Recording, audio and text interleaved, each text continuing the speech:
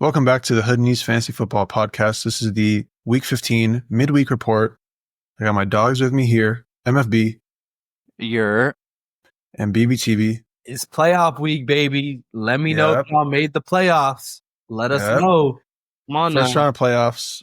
If you're on bye, good for you. If you're not, listen up. We have some topics to go over, things to discuss, and you might be interested in hearing about some of these. First topic, we're going to talk about AJ Brown.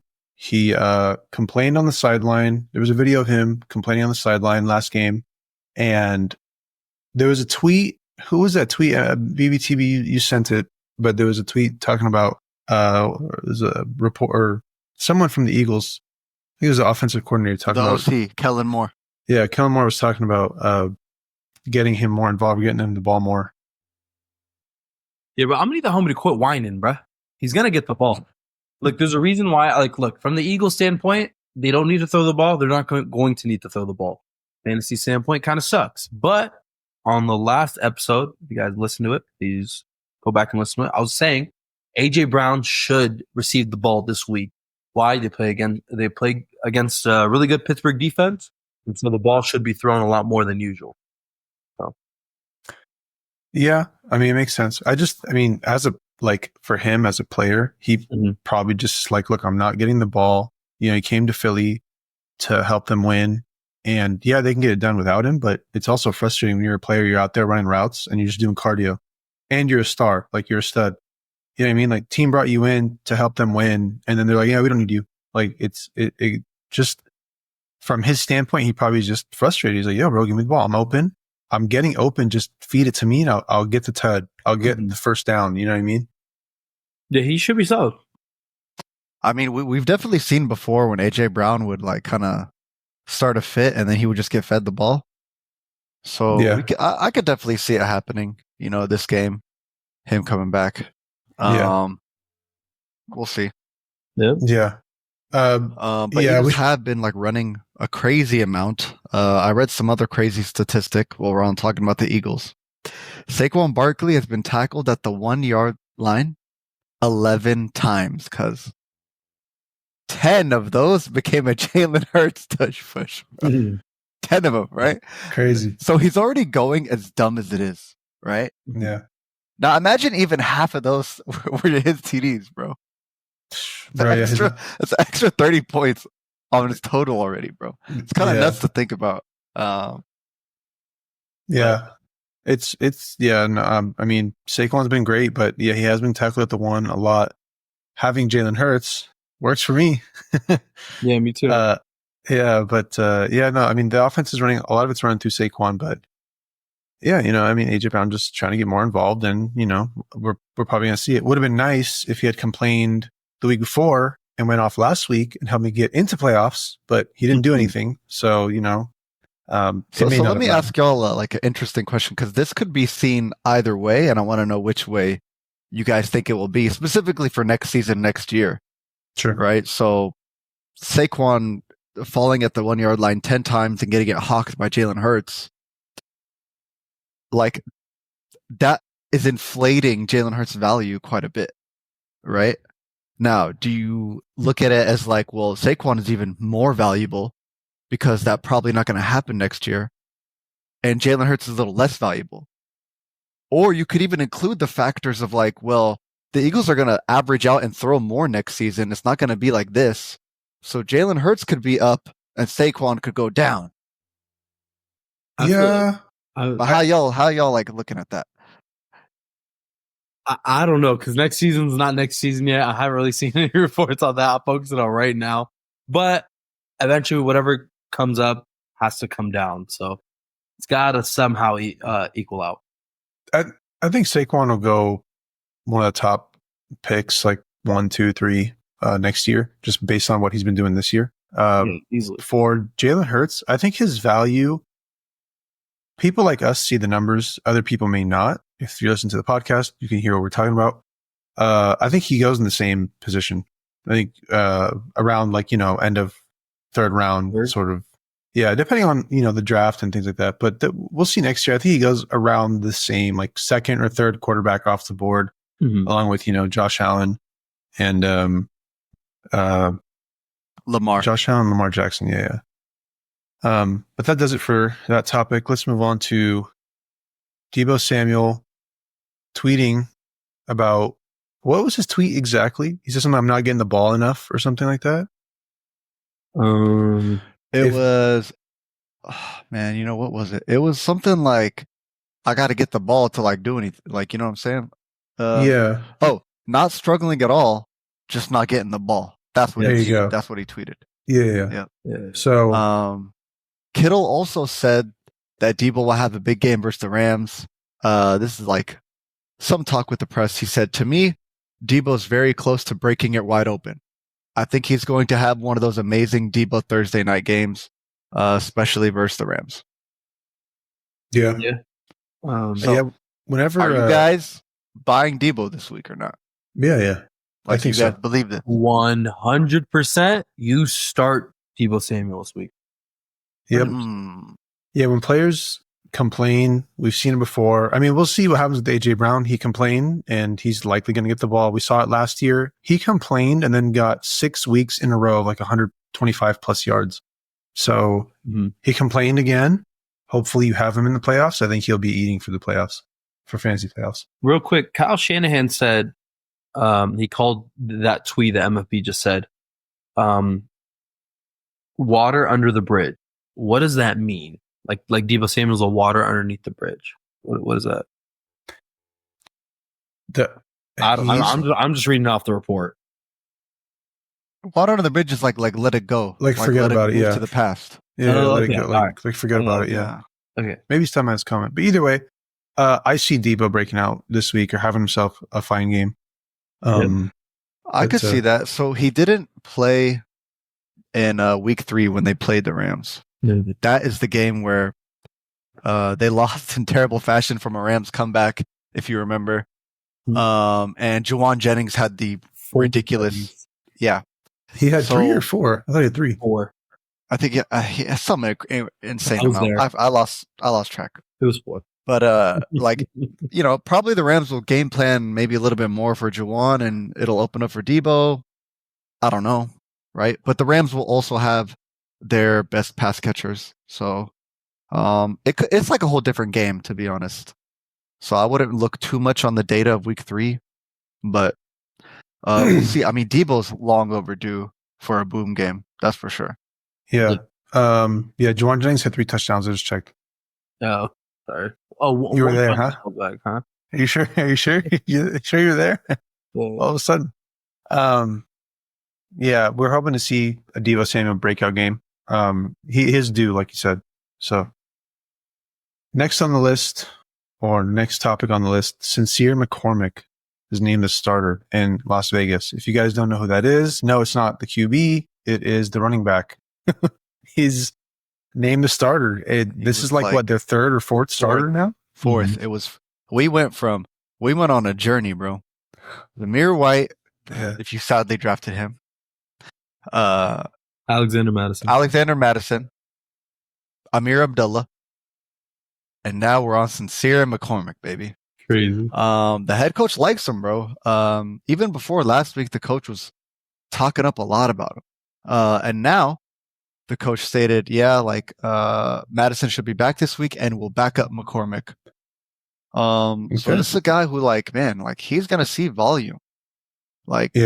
You know, and it's like, why not? I think I'm assuming he's like a young guy. Yeah, he was born in 2000. Okay. Oh yeah, 24. Yeah, it's pretty. So I'm not sure if he's a rookie or he's been around, but you know, he's getting a starting role. Vegas is one of the teams that they just be playing to play, even if they're mathematically eliminated. I think they're gonna play. Yeah. I think BBTV, we talked about this before. We talked about it on the podcast, but BBTV mentioned it before. Like, these guys are playing for a contract, right? A lot of these players. Yeah. So, I mean, Brock Bowers, he's doing his thing, you know, rookie sensation. He's been excellent. But yeah, who knows? McCormick, I don't know if he's on a contract, if he's not, who knows? So yeah, so he's probably playing for even if he's like whatever already on one. He's like bro, if you're a 4th string guy, you're not on a fat contract by any means, and you got a chip on your shoulder, so you trying to go in there and like prove something to somebody. 100%. for Yeah. like your future of your career. So I'd be confident flexing him, like Okay. low key. I'm not Versus gonna lie. who? Versus, Against Atlanta Versus Falcons. Atlanta Falcons. oh, love that. Love that. Okay. Yeah. If you need, Yeah, we'll have to. I'd flex him. Yeah, if you picked him up, if he's on your waivers right now, somehow in a 12-man league, pick him up. I don't think we mentioned him in the waiver wire episode, but we didn't know he was a starter. But he's been named the starter when we recorded. But he's been named the starter. So if he's on waivers now, pick him up, flex him, especially if in the playoffs and you need an RB or you need flex that you can depend on. I mean, depending on a Raiders running back in your finals or in your playoffs, is kind of tough, but we'll see. Mm-hmm. Next on the list, Jets. They are out of the playoffs, mathematically eliminated. They cannot get into playoffs no matter what. Do they get better? Do they get worse? What happens? I think, so with Breece Hall, I feel like he might not play again this week. Okay. They have 2 rookies, right? Braylon Allen and Isaiah Davis. Yeah. Who they're probably just going to run both of them, and both of them will probably play for real. Okay. As far as the receivers is my biggest question mark. Actually, sorry. Before going into the receivers, the running back schedule for the Jets for playoffs is so nice. They get the Jags this week, they get the Rams next week, and they get Buffalo in the playoffs. Playoff week 17. The final. So that running back schedule is actually it's really good, bro. Yeah. And that's kind of why some people took Breece Hall and they're like, oh, this playoff schedule is money. I'm going to take Breece. That's why you probably traded for him, right? Or something like that, right? Sadly, he's hurt. Hopefully, he got the backup. With the receivers, Garrett Wilson, Devontae Adams, I just don't know. I'm sure they'll play this week, but as far as the other weeks, I don't know. If they get any tiny injury, they'll probably going to sit out because why? Assuming Garrett Wilson's still very young, so he definitely needs to look for his health. Devontae Adams could probably retire soon after this. I wouldn't be surprised, but he has some juice left to still play, of course. 100%. Yeah. Yeah. I'd probably just stay on the lookout. I'm playing Devontae Adams and Garrett Wilson against a really bad Jacksonville Jaguars. But just I don't know, see the updates, but should try to get a receiver off the waivers if you need someone, if you don't have another backup one. Yeah. I think, I don't know. It's hard to tell. You never really know. I think that Devontae Adams just going to go out there and have fun. Him and Aaron Rodgers. I mean, they brought him in. He came to play with Aaron Rodgers, right? They're completely out of playoffs. There's no chance. So why not just go out there and have fun and just play with your boy? You know what I mean? Yeah. I could see him just doing his thing out there. There's the other side of the coin where he just doesn't try, but I think he'll go out there and try and prove that he can still do it, that he still got it. And I think he'll play another year to prove hey, I came here for a reason. I am still good. This year was just a wash. Right. Mm-hmm. Garrett Wilson, I mean, he probably wants to develop still. They probably still want to help. I mean, he's been solid. He's been great, but he's still, like you said, pretty young. And he might just go out there and try and ball out. So, this week against Jacksonville will kind of be telling to see, because if they can't do anything against Jacksonville, these guys, then it's all right, they're not really trying anymore. Yeah. One thing about these guys too, they also are playing for incentives. So incentives are pretty much, let's say they hit a certain amount of yards or a certain amount of touchdowns or whatever. They can get a payout bonus of $1 million, $2 million. So that also, I don't know how much more research we're trying to do on that, but we got to just deep dive into that. So, yeah. I mean, I think if they haven't hit their incentives, they'll play. If they have hit their incentives, they'll likely come up with some injury, ankle, hip, knee, something. So yeah, look out for them and see how they end up, if they play or not. On to the next topic. Tyrone Tracy is getting more and more usage. He was 83% of the snaps last week. How do you guys feel about Tyrone? Yeah, that snap share was I think it tied his season high. Okay. So he's getting a lot of work. Explosive young back. I mean, again, they are a team who they're eliminated, right? Only 2 wins. I don't know, but I feel like the coach and the player will probably still be trying to play like for real as much as they can. Yep.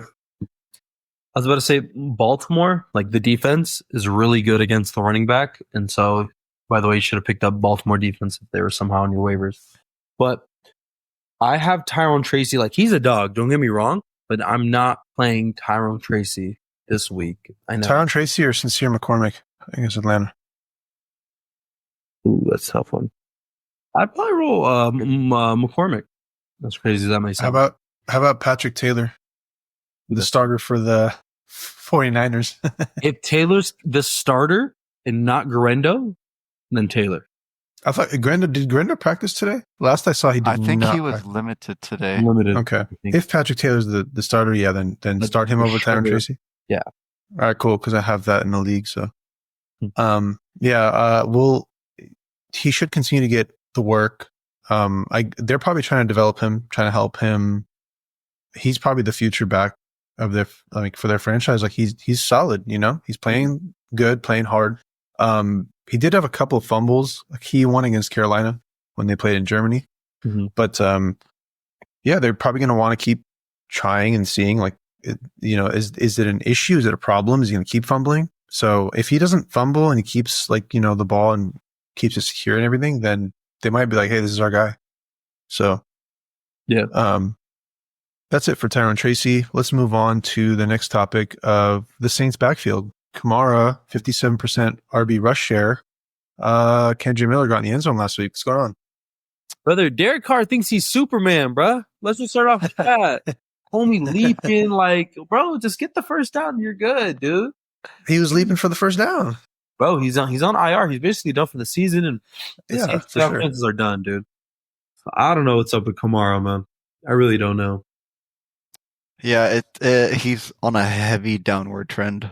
I'm not gonna lie. This is a guy I feel like he'd just be like, nah, bro, like, we already eliminated, bro. I'm cool. Are they mathematically eliminated, or are they just they're not. Okay, but without Derek Carr back there, technically they're not. But if they lose this game, I think pretty much. Yeah, it goes down to 1% chance. If they win, it's like a tiny chance. Yeah, but yeah, so. Yeah. So is Kendra going to take over? Is Kamara going to sit? If Kamara sits, dude, it's Kendra. Kendra got a lot more work than Jamal Willie did. Yeah, they're not even trying to put Jamal Williams in. Yeah. I'm just scared of Kendra Miller's injuries. He's always been injured. He came back, played a couple games, got injured. He didn't even play that many snaps, and just boom, again, hamstring, IR. Might be a definite plug and play. If not this week, maybe the week after or following. If Kamara's still playing, I'll probably play Kamara. If Kendra, if I don't know, somehow Kamara's not playing, Kendra Miller's going to be the obvious start. Yep. Yeah. So, I mean, this game will be really telling, obviously, if you have Kamara. And he probably got you to the playoffs the way he was playing. He got me to the playoffs, brother. And I'm really debating on benching him or not. I'm being so serious. That's crazy that gets down. I think that I think if he doesn't want to play, he'll come up with some injury excuse. It'll say, Kamara misses practice, ankle, or limited with or whatever. They'll bring up some excuse, hamstring. Right now he's dealing with an illness. Okay. He might, if he's not going to play, you'll have to sit him because he'll be out. Yeah. So that'll let us know. Yeah. But anyways, enough about the Saints backfield. Let's move on to the Los Angeles Rams backfield. McVay doesn't target his RBs, or at least it's not part of their game plan. So Kyren Williams. Something about the Rams offense, just they're not getting any volume for the RBs through the air. But the other side of that is if you have the receivers, Cooper Kupp and Puka, you're feasting, right? I think 80% of all the targets are going to receivers. Sheesh. So that's just how they've been running the offense, right? Which is really great. Again, if you own the receivers. Mm-hmm. Now Kyron's still doing really efficient on the ground. He's still like a good running back so far for the fantasy season. But the receivers have been very much extra money. Thursday night, they get the Niners in a divisional game, and then they get the Jets, followed by, let me see, in the Arizona. they get Cardinals. Yep. So Oh, two it's gonna be divisional fun. matchups. It's kind of what you want to see. Like, it should be a Puka Cooper Cup show, low key. Yeah. And what you call, I really like how the Rams are very capable of pushing the ball down the field, and you don't have a quarterback that doesn't do pretty much any QB sneaks on the goal line, aka Jalen Hurts and Josh Allen. So what I'm saying is, like, Kyron Williams should get the ball goal line touches. Most of the time. Of course. He had 2 last week, so I wouldn't worry if I'm a Kyron owner. Obviously, he's been doing solid the past few weeks, so maybe this is something to talk about for his value for next year. Is it kind of nerf his value? Is he gonna be fine? Is Blake Corum gonna be an issue? What do you guys think? he's probably still going to go stick around. He'll stick around, probably within the same value that he was this draft. I'm not gonna lie. Yeah, Early Blake second Corum's round. only an issue if he's ever injured. Okay. You know, I was high on having Blake Corum as a handcuff, purely because I know McVay, like, literally, he doesn't split backfield. It's literally 80% rushes are one dude. And it's kind of always like that. So that's like the good thing about, like, just investing into fantasy options on a McVay offense. Right? Yeah. Now the reason why Kyron is not being drafted is like around 1 is because, like, to be an elite RB, you need to be catching stuff through the air, right? Bijan Robinson, Saquon, right? Unless your name's Derrick Henry, he doesn't catch much, but he's just he's the king. Right. So, like, you got people like those. You have 2 years ago of Christian McCaffrey, right? So that's kind of what pushes you to be elite. But you know, we'll talk more about that coming into the 2025 Hoodney pre-draft podcast. Yeah. I mean, that about does it for the Rams RBs. Always, though, just a quick thing. Make sure that if you do have Kyron, you do have Blake Corum. If something happens to him, you're gonna want his his handcuff so that you can play him if need be. Let's move on to Arizona and how they've been playing. You know, best team in football. Just, you know, whenever they're losing by a lot, they just run the ball. It's the best way to lose games by multiple scores. Yeah, they've been playing better defense lately. Supposedly. I don't know. I couldn't tell against Seattle. No, against QB specifically, they have. Zach Sharp, like, destroyed them. Okay, I don't know what happened last week, but against quarterbacks, they've been very sneakily good, defensively, right? And, like, bro, like, let's look at this playoff schedule, because this will make you very happy if you own, like, a solid Cardinals player, right? So they get New England, right? Which I think this is like their comeback game. Like, Kyler Murray's gonna go dumb on New England. Yeah. Right? New England's like mathematically eliminated, bro. They got nothing to play for. Okay? Yep. They got New England, they got the Panthers, and then they got the Rams. That is divisional. Like, you're looking at that schedule, you're like, juice, Marvin Harrison could win me low-key every week. The thing is, like, you're a Marvin Harrison owner. Did you even make it to playoffs? Like, people that had him probably, struggling. Maybe not. Maybe not. But this is why we called out that he's a late buy top target. Yeah. True. Right. He had an incredible game against the Rams, if you remember, in week 2. It's like 2 or 3 touchdowns. I can't remember. So, and I'm sure this division is going straight down to the last week. No questions asked. Easily. Even James Conner, bro, he's seeing a high uptick in rush share. Yeah. So if you're a James Conner owner, where he's been quiet pretty much all year, like, nobody's really talked about him. He's been doing cool, you know? Yeah. Hasn't popped up much on the studs list or really the duds list. He maybe had a couple, like maybe 1 or 2 dud weeks. He's kind of just been in the middle of the pack, but, like, decent fantasy asset for where he was drafted. Yeah. I mean, you brought in Marvin Harrison and just run the ball with James Conner. That's what you should do, huh? You guys are just absolutely greatest offensive minds that I've ever seen. That's how they win games. That's why they lost last week. That's right. Arizona, they have a good schedule upcoming for fantasy wise. Hopefully they can win games, man. I'd love to see it, but we'll have to see what happens these next couple weeks. Mm-hmm. Next topic: Zach Moss has been on IR since week 8? It was week 8, right? I think week 8 or 9. Week 8. Okay. Chase Brown has been top 5 RB since. Told you. Very simple. That is a wild stat line, to be honest. Yeah. This is one of the backfields, like we had a bunch of ambiguous backfields, guessing game who's going to be the guy. Some people were like Zach Moss, some people were Chase Brown. This is a pure Chase Brown takeover. The coach loves him. The coach has been talking up with him the whole time. He looks good. Definitely a great trade target, even if you traded CeeDee Lamb away, like some people. Mm-hmm. But yeah, this guy, like, I don't know what he's going to finish as, but he's up there for sure. My only concern is like they're not eliminated, but like they're very close. If they lose, I don't think they lose this week to Tennessee, but yeah, it's not looking great. Just because they took too many L's early. They get the Titans, they get the Browns, and then they get the Broncos. So it's not like the greatest schedule, but Chase Brown has done well in tough matchups already. Yeah. Yep. I was just about to say that. Chase Brown, they called him out week 8, trade CeeDee Lamb for him. And obviously he's been proving it. But with that team, I don't think they're going to sit anyone. I feel like they're just still to play, Joe Burrow looks like he's having fun. Jamar's still having fun. Chase Brown. I think they slow the offense down.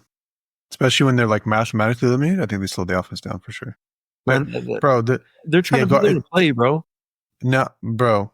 I didn't say they're going to sit everyone. I said they're going to just slow them down. Like, it's not going to be the same. I feel it. I think. Well, let me break this down. Right, this week they're going to play because they're still mathematically in it, right? And they get the Titans. Mm-hmm. Should be an easy dub. The week after they get the Browns. Divisional games are heated. Always heated. They're always going to go play, right? Yeah. So that's already 2 weeks of the playoffs, right? By week 17, like, you got to pretty much be hoping that like they're still going to play for real. That's pretty much the only worry that I would have is coming into week 17. Yeah. Yeah. I think if they lose any of these games, the first 2 games, I'd be worried about week 17. Just because it basically eliminates them. And then, in my opinion, you protect your quarterback who's been injured a few times in the last few years. Tore his ACL. He had a wrist issue last year. They're like, why risk any injury? Like, you just don't know. And you think, like, he says, oh, no, I'm good to go. Let's go out there and play, blah, blah. You as a coach have to make that decision for them and say, no, you're not going to go out there and ball. You're going to go out there and just be normal. You're going to make play calls that protect the quarterback and your star wide receiver. I don't think they ball out if they lose another game or if they get eliminated. But to break it down further, by week 17, if they win both games, the only way that they would be eliminated is if both Pittsburgh and Baltimore also probably won both games. No, but also they need they need teams to lose. I'm just kind of putting it like in simple, like interdivision terms. Yeah, I mean, I wouldn't. We can wait and see. Start Chase Brown continuously, unless we say otherwise. Keep plugging Chase Brown in. Mm-hmm. But that does it for that topic. Let's move on to Pickens is not playing this week. Who do you play? Most likely out. Maybe a chance he plays. No. I mean, they need him to play, right? The Steelers have not clinched anything yet, even with 10 wins. But they're kind of like almost there. They're very close to being there. It's like everything says 99% getting into the playoffs for them. Right. So we'll see what Mike Tomlin does. I mean, the offense is way better with Pickens. But do you trust any receivers on Steelers? Against Eagles? No. Eagles, no. Receivers, Van Jefferson. Like, I don't trust anyone, but No, I wouldn't trust anyone. yeah, I would. Man, they're really missing Deontay Johnson now, huh? He's out there running cardio for Baltimore. Hey, maybe week 16, Ravens versus Steelers. Deontay Johnson revenge game. Yeah, we'll see. That would be crazy. We're gonna have to see what. I mean, look, there's a whole thing about Deontay Johnson got suspended for a game. I don't remember what was the reason, but anyways, look for him this week on your bench or on the waivers. But maybe Pat Freiermuth. That would be my only like possible, because they play a lot of teams with a lot of good run defenses. I know they kind of have a ground and pound with Najee Harris and Jaylen Warren, but they do still need to throw the ball. They will need to. So, they need Pickens back for sure. Let's move on. There's nothing else there. Next topic. DK Metcalf has been cheeks in 4 straight games. That's what I'm reading. Yeah, he hasn't even been at like a wide receiver 2 level in 4 weeks in a row. Which is kind of weird. I don't know if you guys have any specific takes on it. To me, it's just like Seattle's not passing as much as they should be expecting, right? Or expected to, rather. Yeah. Kind of like the Eagles, but to like a lesser extreme than the Eagles. They just haven't thrown a lot as much as you would think. I think this week they get the Packers, and then they have the Vikings, and then fantasy championship they get the Bears. Yeah. So low-key some tough defenses, and all the same division too. They're playing literally the whole north side the last 3 weeks. Yeah. So do you guys? I'm gonna go. All right. Jair Alexander might not play this week. Oh, might not play this week. Okay. So DK Metcalf could possibly eat this week. Yeah. If you need a flex player and you drafted that man in the 4th round and you're in the playoffs, I'm leaning towards playing DK Metcalf for this week. If you have DK Metcalf, you might not be in the playoffs, but if you are, could pay out. If Jair Alexander doesn't play, keep an eye out on that report. I didn't know that. I have to change some things because of that. But I think that he has the ball's been kind of going to JSN a lot. He's kind of been stepping up this year. Last year is kind of like whatever his rookie year. This year he really stepped up. So who knows? We'll have to wait and kind of see if maybe DK can have a bounce back game with no Jair Alexander, like you said. Yeah. But that's a tough decision for fantasy owners for sure. Anything else on DK? No, just Smith and Jigba taking over. JSN, yeah. All right, that does it for the Midweek Report episode. Hopefully you guys got some good information out of it and it helps you to win your first round of playoffs. If you're on bye, good for you. If you're not, good luck to you. And we'll see you guys on the next episode. Peace. Peace.